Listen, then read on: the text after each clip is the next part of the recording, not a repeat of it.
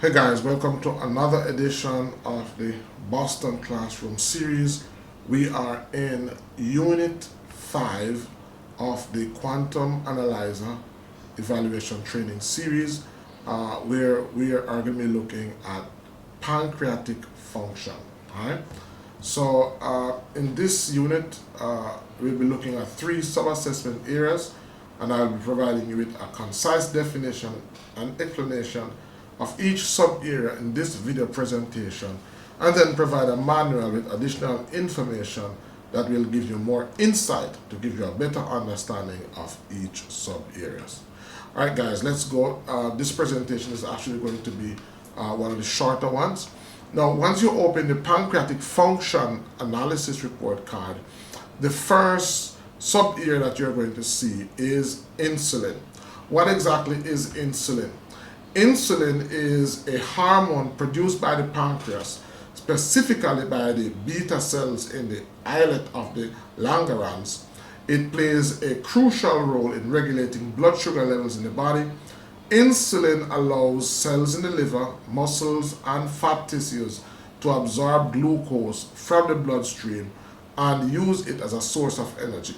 It helps in the storage of excess glucose in the liver for later use. So it also helps the liver to store excess glucose for later use, where it will be converted into energy. Now, insulin is very important, especially for persons who are diabetic, and this particular reading is where we can see where their persons are trending to becoming diabetic or borderline diabetic. So 2.845 to 4.017. This person is in the healthy scope. Once we see a sluggish liver, low levels of insulin, it suggests that the pancreas is sluggish. Once we see high levels of insulin, it means that the person is trending toward becoming diabetic. So we look at the insulin and we look at the glucagon. Now, what does the abnormal trend indicate for insulin? So it's important to know that insulin is a vital hormone that plays a central role in maintaining proper glucose metabolism in the body. Without insulin or with insufficient levels, the body cannot effectively regulate blood sugar levels, which can lead to serious health complications. So what we do is we look at the insulin secretion, and usually, most times, you're going to get a high reading. And so what happens is that it means that the person's insulin, the person's pancreas is producing far more insulin than is needed.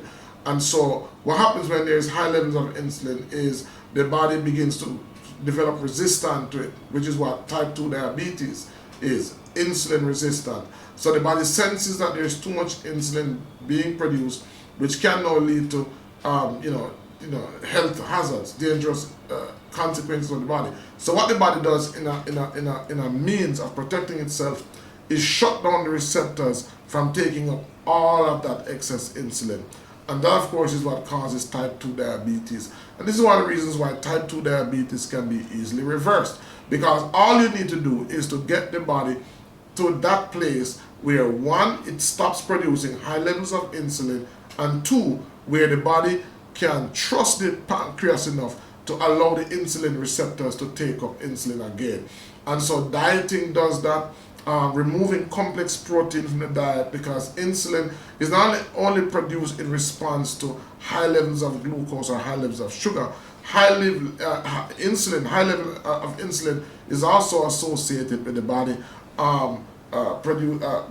consuming high levels of complex protein. All right, so once we see high levels of insulin being produced, and usually the glucagon will be high, this is a sign that the person is trending to becoming diabetic.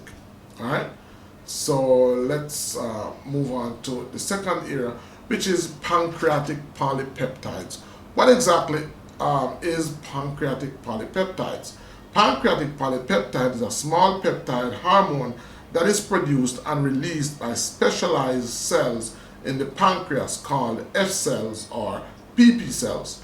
It belongs to a family of peptides known as pancreatic hormones, which also includes insulin, glucagon, and somatostatin. Alright, now what does the abnormal trends indicate? What do the abnormal trends indicate? Abnormalities in pancreatic polypeptide levels are associated with certain medical conditions. For example, high or elevated levels of pancreatic polypeptides may be observed in pancreatic tumors, such as pancreatic neuroendocrine tumors. Measurement of pancreatic polypeptide levels can be used as a diagnostic tool in the evaluation of these conditions. So again, when we look at the production of, and here we see a health scope, this is also one of the sub-areas that we look at to further give us more insight as to what is happening in the liver. You know, if we're seeing dysfunction in these areas, it helps us to more acutely understand or determine what is happening in the person's liver. Alright, so let's move on to our last sub-area, which is glucagon. Now, glucagon is a hormone produced by the alpha cells of the pancreas. It plays a crucial role in regulating blood sugar levels in the body. Glucagon works in opposition to insulin, another pancreatic hormone, to maintain glucose homeostasis. So, as it relates to maintaining sugar homeostasis or sugar balance in the blood, there are two insulins that are going to be working opposite to each other. So there's insulin, which is a hormone that gets rid of sugar out of the bloodstream, and there is glucagon that adds back sugar to the bloodstream. All right. So what does abnormal trends indicate for glucagon? Overall, glucagon acts as a counter-regulatory hormone to insulin, working to raise blood sugar levels when they are low. It is an essential component of glucose metabolism and helps maintain the body's energy balance. So we look at the glucagon level, which is a hormone. We look at the glucagon level in relation to the insulin level, and this gives us an idea as to whether the person is trending to becoming diabetic.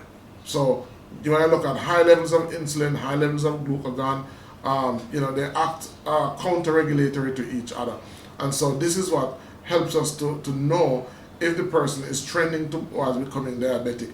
And again, when you see an abnormal reading here and an abnormal reading here, these further confirm a dysfunctional liver. By the way, these further confirm that a person's liver is dysfunctional, because once you work on the liver, these two areas will come back into normal. You know, the body goes back into balance. These are usually out of balance because of what is happening in the liver. Alright, so that's our look on the pancreatic function. Thank you for watching, and see you guys in our next video. Bye bye.